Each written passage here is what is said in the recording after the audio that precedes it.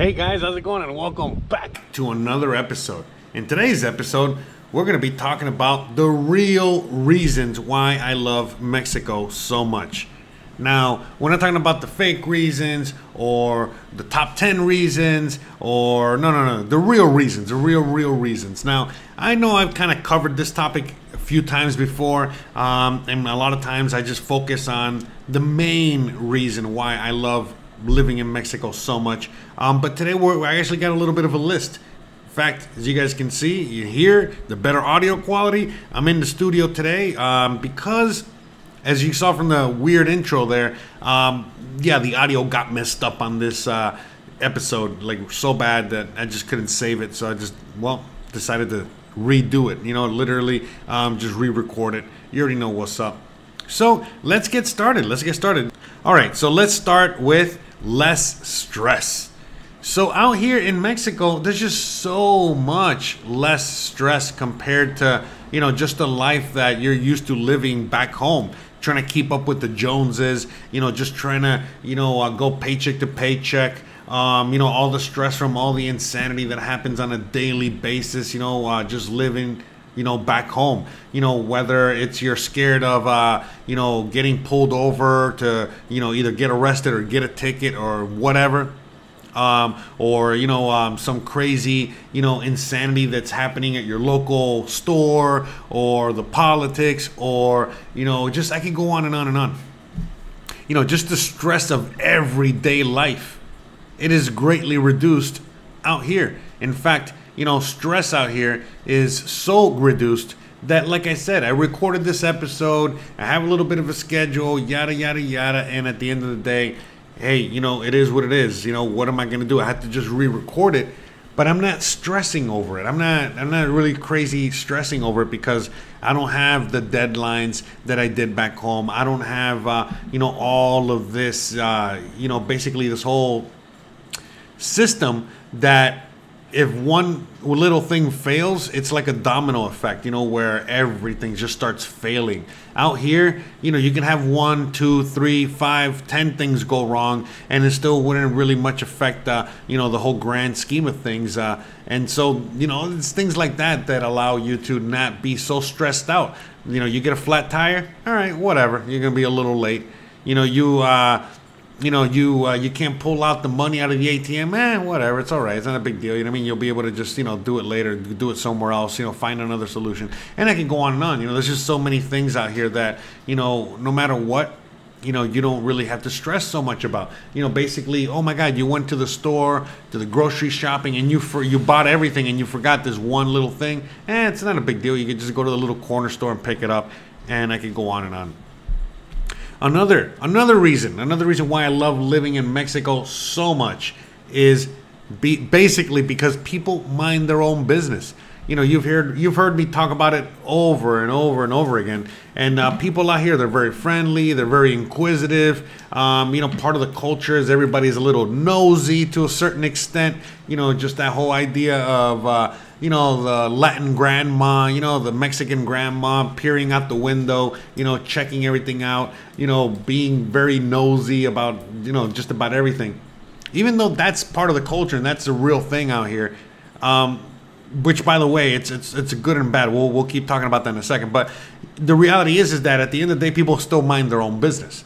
You know, they might be a little nosy. They might be, you know, a little inquisitive about certain things, you know, just because, you know, hey, something, they heard something, they saw something, they whatever. So everybody's just a little, you know, talkative, you know, around the neighborhood. But at the end of the day, everybody minds their own business. You know what I mean? If, you know, you don't want to comply with XYZ situation, you don't have to comply. You know what I mean? If you don't, you know, if you don't want to do XYZ thing, you know, you don't have to do it. No one's going to really judge you per se the way they would back home, the way they would in other places, where if you don't conform to a way of life, they're going to judge you. So that doesn't exist out here. Out here, simply, you know, as long as you respect your fellow man, as long as you are nice and respectful and a good human being to the best of your abilities, that's all that matters. You don't have to do what they say. You don't have to act the way they act. You don't have to be like them. You don't have to conform to their way of life completely. You know, a lot of people in Mexico are religious. If you're not, that's okay. You know, if some people like to wear a certain thing around their head, you don't have to do that here. You know, no one's going to judge you or look at you the wrong way or look at you weird. Basically, everyone here is free to live the way they want to live. So if you want to be a daredevil, or if you want to be an alcoholic, or if you want to be an adrenaline junkie, or if you want to, it doesn't matter what you want to do with your life, as long as you're not bothering anybody else, as long as you're not impeding on anybody else's life, as long as you're literally not bothering anybody else, it doesn't matter. No one's going to care what you do with your life and what you do, period. Again, you can be an alcoholic, you can be a bum, you can be whatever you want to be. You can be a rich, obnoxious prick, whatever you want to be. But at the end of the day, as long as you're not really, messing with anybody, as long as you're not really bothering anybody, as long as you're not making somebody else's life miserable, as long as you're not doing any of these things, people will just really mind their own business. They're not, more people here. People here in Mexico care more about privacy than anything else. And so, they care about a lot of things, but one of the main things they care about is privacy, and your privacy to your own data, your privacy to your, your home, and again, the right to your privacy is a major thing out here. So, people can be nosy and all that good stuff, which again is going to bring me up to the next point. But again, one thing is being nosy, and another thing is being demanding and forceful, that you have to be and act in a certain way or do a certain thing. So about the nosy part, that's another part that I love about Mexico. Now, you're probably thinking, what do you mean you love the nosy part? Well, the part that I love so much more about Mexico, one of the main things I love so much about Mexico, especially when you live here, is the whole sense of community, the culture of caring for one another, of caring for you, for your neighbor, caring for, your fellow man, and all that good stuff. So even though people are not nosy, if you're on your bike and you fall, no one is, people are literally going to stop whatever they're doing to help you up. They're not going to just keep walking over you or run you over or just keep going about their day as if you don't exist. Sure, there might be one person or two that do that, but for the most part, everyone is going to, for the most part, people are going to come to the rescue. People are going to come, help you out. People are going to care. If you're screaming for help for whatever reason, you're going to find that help. And I can go on and on. So, especially if you're in your neighborhood, if you are in your house and you are, in your neighborhood, in your area, and all of a sudden, you have something like, you have like someone, like what is it, like a bad guy in the neighborhood trying to steal people's stuff from their houses.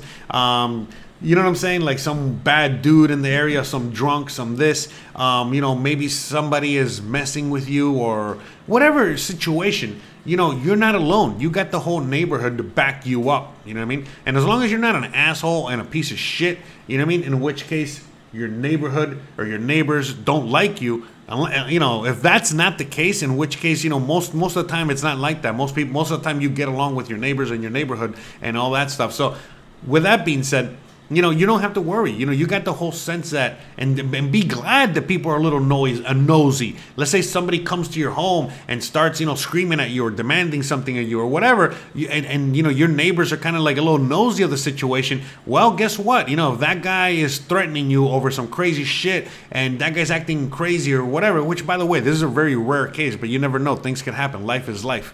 You can be rest assured that your neighbors will pop out of their house and be like, hey, what's going on out here? Hey, what's this? Hey, who are you? What are you doing here? Why are you bothering my neighbor? And shit like that. And they'll give you a little bit more of the benefit of the doubt. So it's just like that sense of community, of safety. That whole idea of back home, you got neighborhood watch. There's no neighborhood watch signs anywhere in Mexico that I've seen. But man, for sure, I get that feeling no matter what neighborhood I go to, that neighborhood watch is in full effect. You know what I mean? And there's no cameras or anything like that. No, it's basically grandma and things like that are just basically just keeping an eye out, you know, for their best interest, for their neighborhood, for their neighbors, for the community, for the people, and all that good stuff. So, you know, just same thing goes at, like, you know, don't be trying to, you know, act a fool in some neighborhood, you know, trying to whatever, you know, because again, you know, the neighborhood is going to come out of their little houses and be like, hey, what are you doing here? What do you want? Why are you causing a ruckus? Yada, yada, yada. So that whole sense of community, the culture of, you know, protecting each other, caring for each other, you know, where let's say you're moving into a neighborhood, you know, your neighbors are going to come and they're going to say, hey, you know, they're going to greet you. They're going to be like, hey, how's it going? You know, they're going to say hi to you. They're curious. You're the new neighbor in the neighborhood, and they want to be friends with you. They want to make friends with you. They want to, you know, again, make some sort of communication. That whole human interaction, human, you know, humanness, the community is so crazy important and so crazy awesome. And, you know, for a lot of reasons, you know, a lot of people ask me why I love it out here so much. And it's because, you know, the fact that, look, there's a lot of crazy stuff going on around the world at the moment. And I know out here, because of things like community, because of things like the fact, again, the next reason, you know, because of things like the fact that we don't rely out here on the supply chain as much as in most places. We don't rely out here on the corporations or the Walmarts of the world. You know, we rely on each other. And with that being said, you know, people out here, they, you know, are self-sustainable in many cases. So there's many people out here that have their own fruits and vegetable gardens, and they got their own animals, and they got so many things that they can, you know, in one shape, form, or another,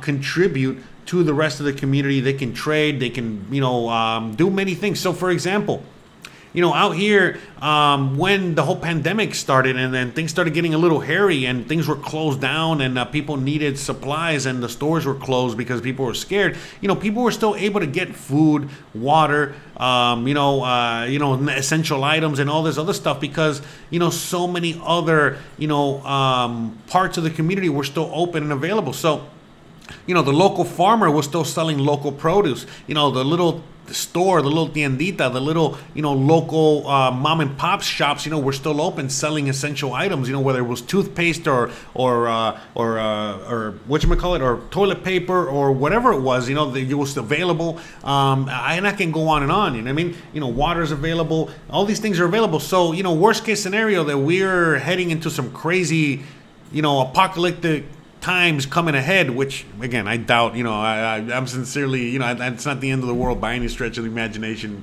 But anyways, you know, whatever happens out here, you have a larger chance of survival because again, you know, you got so many people out here that already are self-sustainable and are not relying upon the, you know, the you know, they're not relying upon the government or upon the corporation or upon any of these systems. And in fact, they already have their own ecosystem in which they all kind of rely upon. And like I said, you know, all you got to really do is just go to the central market, and you'll see everybody that comes from, you know, all their little towns and all their little areas, you know, with all of the fruits and the vegetables and the animals and all the things that they have for, you know, that they have created or grown or have, you know, in their own communities, and they come and sell it, you know, there to the central market, to the general public, and then, you know, you have access to all that.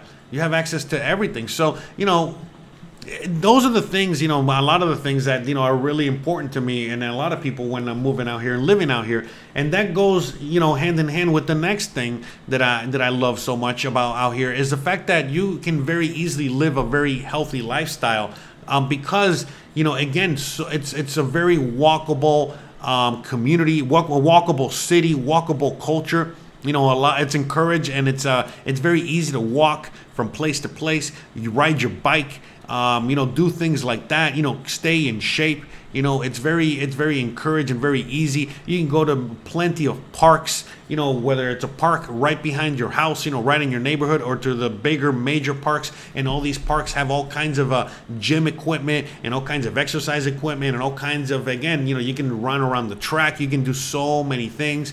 And if you don't like that, you can, go to a regular gym. Go to, boxing class. Go to, there's many things you can do out here to stay in shape. And on top of that, going back to the food, most of the food out here coming from, Joe Schmo's garden, Francisco Gonzalez's garden in whatever little town or pueblo, that is surrounding the city, or sometimes in many cases, a lot of these things that are grown are in people's backyards. Well, with all this stuff, being grown or being cultivated, again, being had, things like, again, chickens, pork, many things, not just fruits and vegetables and many other things like that. All these things are basically grown and cultivated organically for the most part. So the whole thing of like, going to the grocery store and going to the organic, section, or going to the whole food section, that whole thing is like basically everywhere here, no matter what, almost everywhere you go, and everything that you get is organic in one shape, form, or another out here. There's a lot of things that are not organic. There's a lot of Coca-Cola and potato chips and, Reese's Pieces or whatever the hell you're into out here. There's a lot of that. But with the same hand, you have just as available, or even more available, the healthy food and a healthy lifestyle. And in fact, it's a lot healthier. It's a lot cheaper to live healthy out here. So things like McDonald's and Burger King and all these things are actually way more expensive. In fact, they are US prices for the most part out here, while you can eat a very, very healthy meal, whether it's at the local taco truck or local little food stand, or if you go to the store, the market yourself, and you make the meal yourself. It's very affordable, very cheap, and very organic. Again, let me emphasize that again. How most of the stuff out here is organic, one shape, form, or another. And so that's, again, the healthy lifestyle that comes from living out here in Mexico is amazing. And so out here in this part of Mexico, which is Merida, Mexico, the one that you're looking at through this video, it's very hot, very humid. So in that sense, you're living in a sauna. It's some people like it, like me. Some people don't like it. But that's, part of the healthy lifestyle, where you're living in an environment that forces your body to, again, exercise, forces your body to be a little bit more exerted than it's normal. So that way, again, it helps you maintain your body better. Same thing as if you're living in a high altitude environment, or you're living in steep environment. There's plenty of places, like San Francisco, Seattle. There are places like that out here as well, in which, it's very mountainous, steep terrains, and just walking a few blocks is exercise. It's like hardcore exercise. So, it doesn't matter where you are in Mexico. For the most part, you can live a very, very healthy lifestyle. And so that, to me, is a major plus. Another reason why I love living out here so much is the fact that you're basically disconnected from a lot of the insanity back home. Now, you don't have to be disconnected, but by default, by just living in Mexico, and you're connected to the Mexican grid, when you're like when you are on certain things, like let's say YouTube, or you're surfing the internet or the web, a lot of the default is the Mexican stuff. Whether it's the Mexican news, or the Mexican websites, or the Mexican whatever it is. And so because of that, you're basically, you're not even exposed to any of the stuff from back home, because, well, guess what? It's not even in your internet. It's not even in your social internet or anything like that, in your whole network.